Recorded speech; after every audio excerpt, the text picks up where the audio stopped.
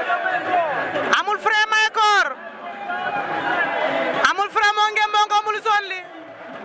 Mayakor moo ngem boo am lu xonq li amul frein Mayakor ku ci nekk bon nga sa cumukaay morom amul frein ak Mayakor buñ jàppante lamb ji jeex xaw ma buñ jàppantewul amul frein door na léegi Mayakor ne tekk di ko déglu dooraat na mu fayu mu arrière amul frein ak Mayakor amul frein ak Mayakor mbokk yi amul frein ak Mayakor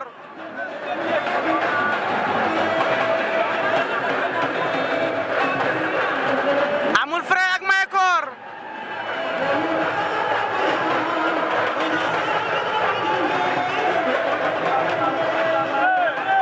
amul frein cokkaasaat na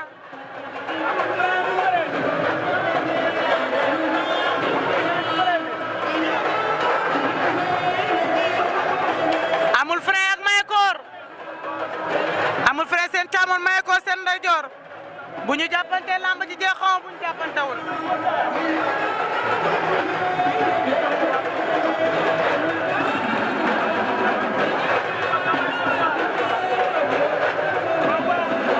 amul frein ak Mayakor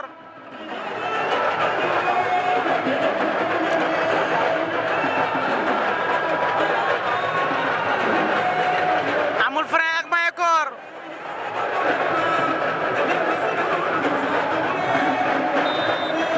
ay jaar bi siflé na amul frein ak Mayakor mbokk yi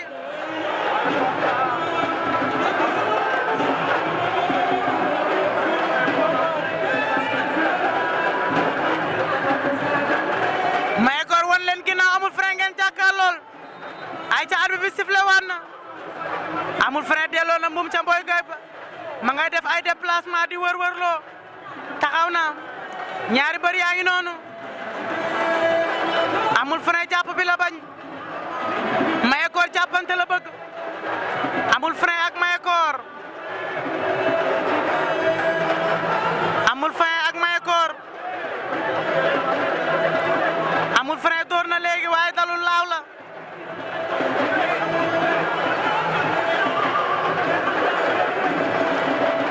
amul frein ak Mayakor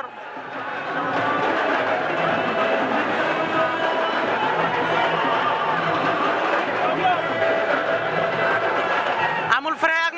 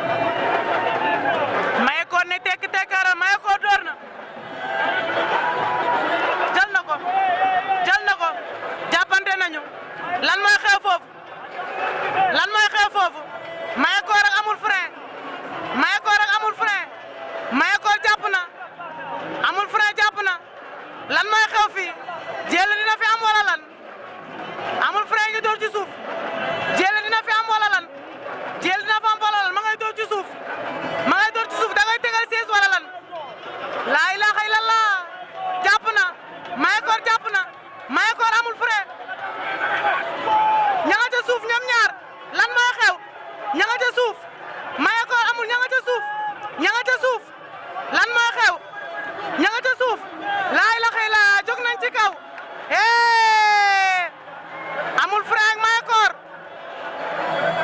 amul frein Mayakor la ilaha illallah Mayakor daan na amul frein Mayakor daan na amul frein oh ay waay xale ba jël na drapeau Asel Fall xale ba jël na drapeau Asel Fall drapeau ba ñibbi na Grand Yoff drapeau ba ñibbi na Grand Yoff la ilaha illallah oh drapeau ba ñibbi na Grand Yoff